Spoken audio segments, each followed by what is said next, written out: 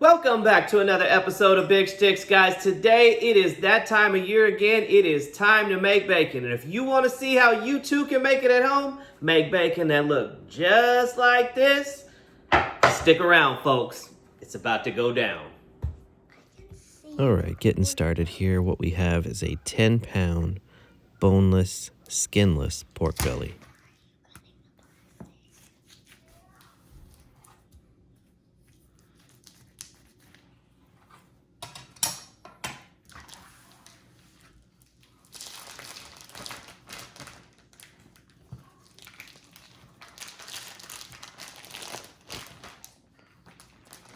Getting started on our dry brine, I have 1 cup of packed light brown sugar, 3/4 of a cup of kosher salt. It's important to use kosher because of the size of the grain. If you use table salt, it'll be way too salty. 3/4 of a cup of maple syrup. I'll also add a 1/2 teaspoon of Prague powder number 1, otherwise known as Instacure. Some folks may find this objectionable. Feel free to leave it out. Just know that your bacon, well, is not going to taste like the bacon you've become accustomed to. Here we're going to take our brine mixture and we're going to spread it over the top of our pork belly pieces, and we're going to try to get it on there as evenly as possible, distributing the paste as evenly as possible between the two pieces. It's not an exact science, but as equal as you can get it, the better.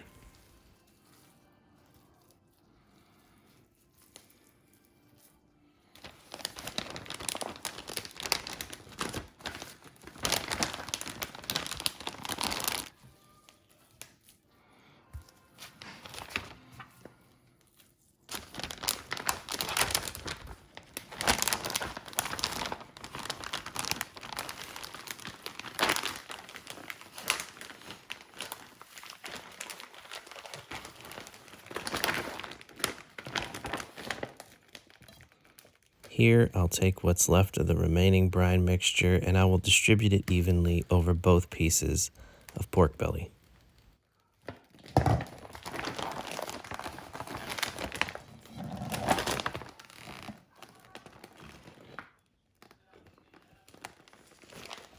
Don't have a vacuum packer, folks? Don't worry. Go to the store, pick yourself up some extra large Ziploc bags in the 2.5 gallon size, and they work just as well. Just take out all the air, no problem.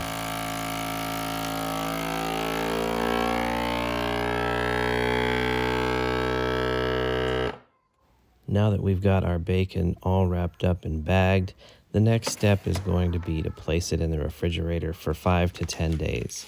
My personal preference is 7 to 10, the longer the better. I find that the flavors are more well distributed and the edge or sharpness of the salts and sugars is dissipated. Well, here we are in my case, 10 days later. You'll notice that a significant amount of liquid has rendered out of the pork belly, leaving us with a very firm and red-looking product. Now that we've got it out of the bag, wow, look at that color, that's beautiful. We need to rinse this under cool water to remove any residual salts and sugars, otherwise you could possibly end up with a salty bacon. So once we're done rinsing our bacon, what we need to do now is allow it to air dry. But first, we need to start by pat drying it with paper towels, and then I'm going to allow it to sit on the counter for a few hours in order to form a pellicle. Without a pellicle, the smoke just simply will not stick. After a few hours of sitting on the countertop, this is what they should look like. You'll notice that they're very wet looking and tacky to the touch. So here at the last moment, I decided I wanted 2 different flavored bacons from 2 different types of woods. So this one is going to be apple wood that I use in the Weber. I'm also using a SLOW-N-SEAR. I've never used a SLOW-N-SEAR to make bacon before, but because it can hold very low temperatures for a very long time, I thought it'd be a good idea to use it. Here, once again, I'll be using the barrel house to make bacon, utilizing 1/4 basket of lit charcoal and hickory wood chunks.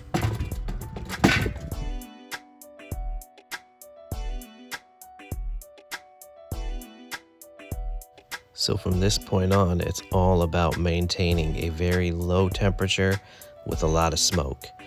I managed to keep both cookers under 200 degrees, and I smoked them until they reached an internal temp of 140 degrees.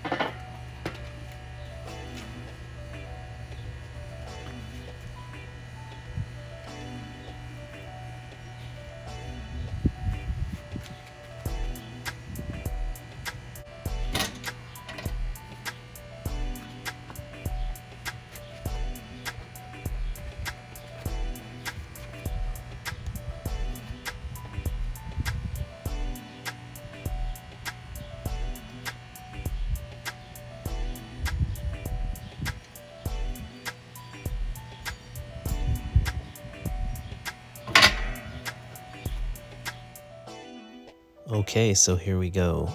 This is the bacon fresh off of the Weber, about an hour rest time in. And I gotta say, aesthetically, this piece of meat is incredibly visually pleasing. Not to mention, the texture of this meat was fantastic. And I have zero doubt in my head at this juncture that this made an absolutely amazing bacon.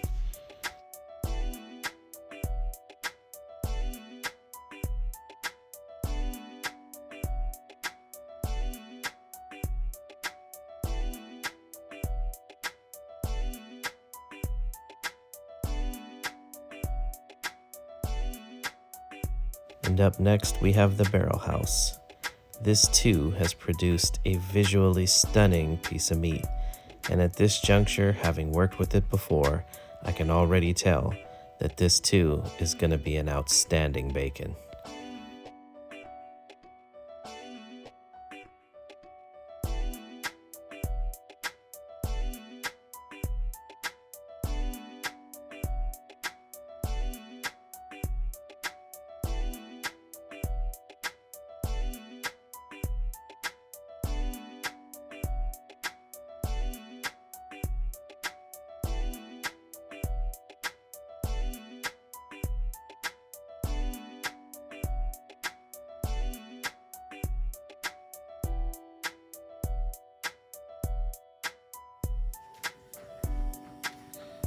Barrel House, Weber.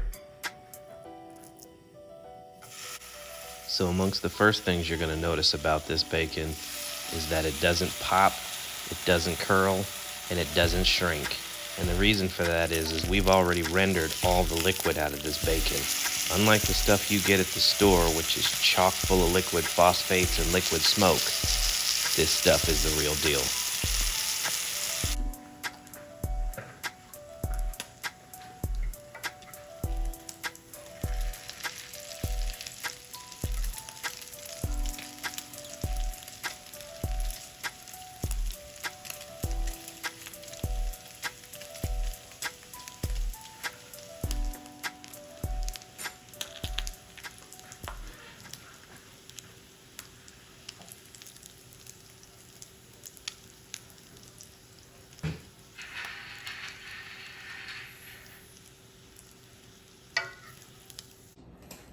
Which one do you want, Jonah? Here, this one?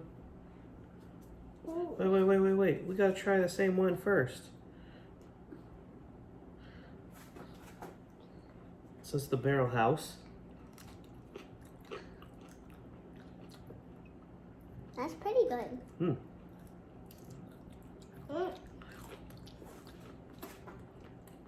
What do you think? Good stuff? Daddy, watch. 100 thumbs up.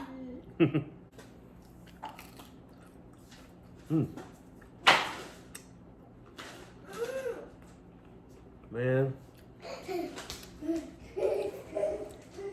That is some damn good bacon.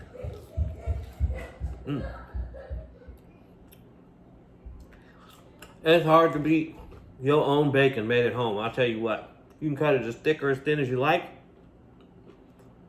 Adjust it for your recipes. You can give some away. But who gives bacon away?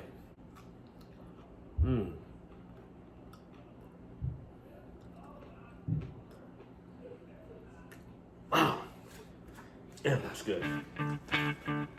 Hey, if you enjoyed this video, hit that thumbs up, mash that notification bell, subscribe to my channel, and share my content with someone you know who may also enjoy it. Until next time, guys, Big Shticks out.